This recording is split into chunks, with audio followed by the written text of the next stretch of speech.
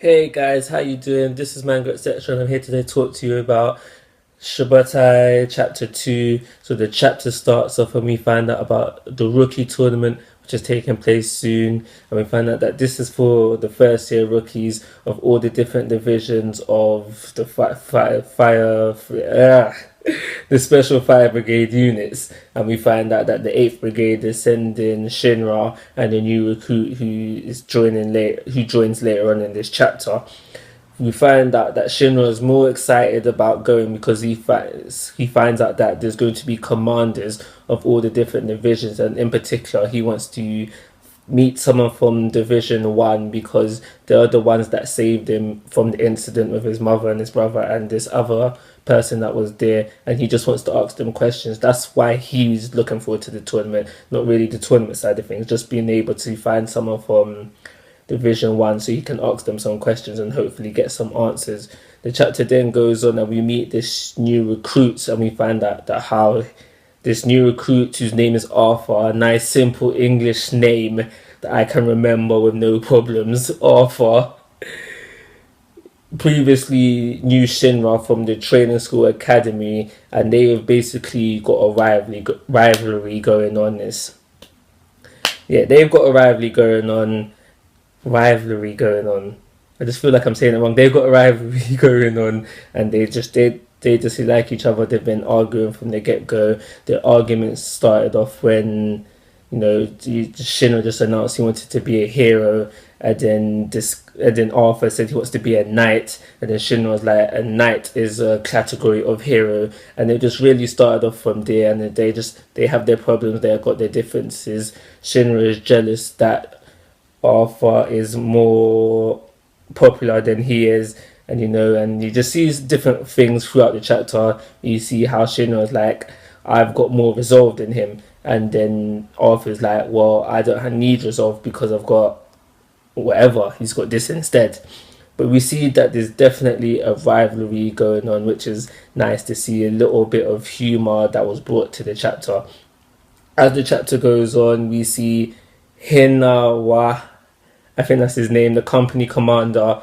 He goes onto the roof because once Arthur and Shinra do meet up, the little confrontation, it makes them end up on the roof. It almost work out in the fight. But yeah, Hinawa joins them on the roof and he says, alright, I want to see what you two are capable of. And he sets them up to fight Maki. Now, I do believe they could have fought together if they wanted to, but they didn't. They took her one-on-one. So we had Maki versus Shinra first, and I got gassed. When I saw this, I got gassed because I was like, yo, we're gonna a first official fight. So I got gassed when I saw this. I was like, yes, alright. I was like, yeah, alright, cool, let's go. And we see Maki, she just easily deals with both of them using her Generation 2 powers. We get to see her manipulate and extinguish fires fairly easily. She deals with both of them fairly easily. We find out through text that Maki is an expert at hand-to-hand combat, and she was a former soldier, and this clearly shows she's fast, very fast. She's clearly got hand-to-hand combat knowledge. We see that through the fighting sequences and the way she just attacks, and yeah, the way she attacks, because she wasn't doing much defending, there was no need.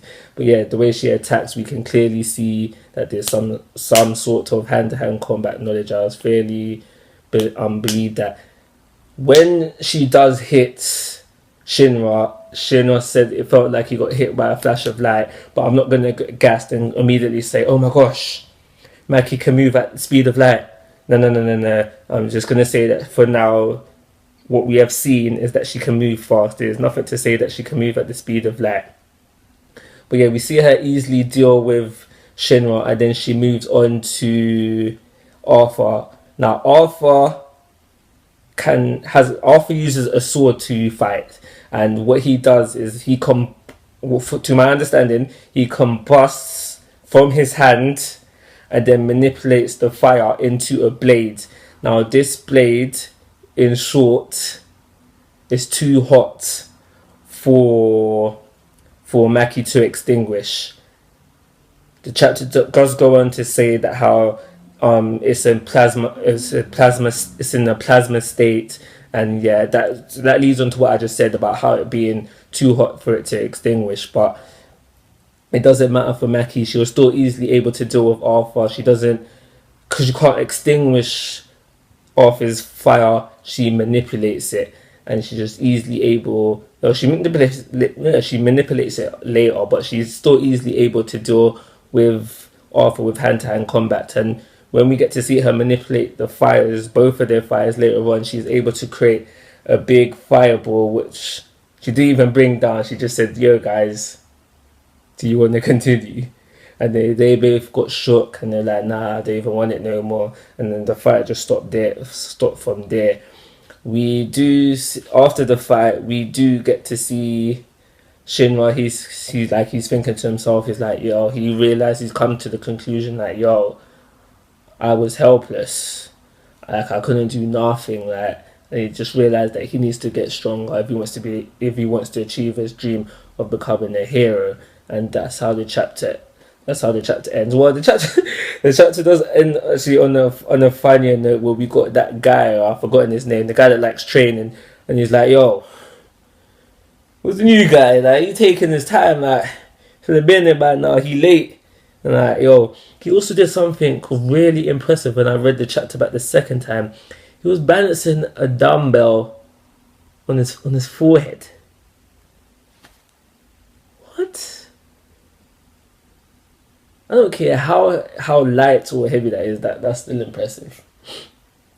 Some more things that we get out of the chapter, we learn through Hinawa, I think that's his name, the company commander. He says that how Shinra, he's too dependent on his abilities as a third generation flame human, and for this reason he underestimates like others, like the second generation.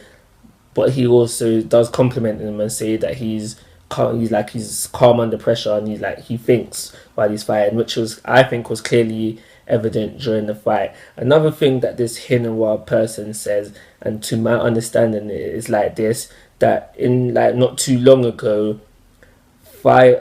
people who were picked to be a part of these special fire brigades were picked from 3 factors of life, and these 3 factors are the Fire Defense Agency, which the guy that likes to train so much was a part of, the Holy Soul Temple, which is where Sister is part of, so that goes on to my theory of every brigade, every branch having like their holy people, and then former soldiers, that's the 3rd branch of life, and this is where Hinawa and Maki came from. And you just find out that the former soldiers and excel at hand-to-hand combat, so I can assume that this Hinawa guy is probably the same as well. And yeah, that's it, guys. I'm going to give this chapter, because we got the rival now, that bring humor to the chapter, and we also get to see, like, I'm not going to say, it clearly wasn't a serious fight, but it was a fight, and I was very interested to see how the fights would play out with this, with like these abilities. So it was nice to see that. A nice taster, very nice taster, very warm. I know I tried the pun there, but did it work, guys. But yeah, I'm going to give this chapter a 3.5-star rating. I'm going to call it review. So like always, guys, I'm asking for your thoughts and opinions. If you haven't already, please subscribe to my YouTube channel. But most importantly, take care. Have a nice day.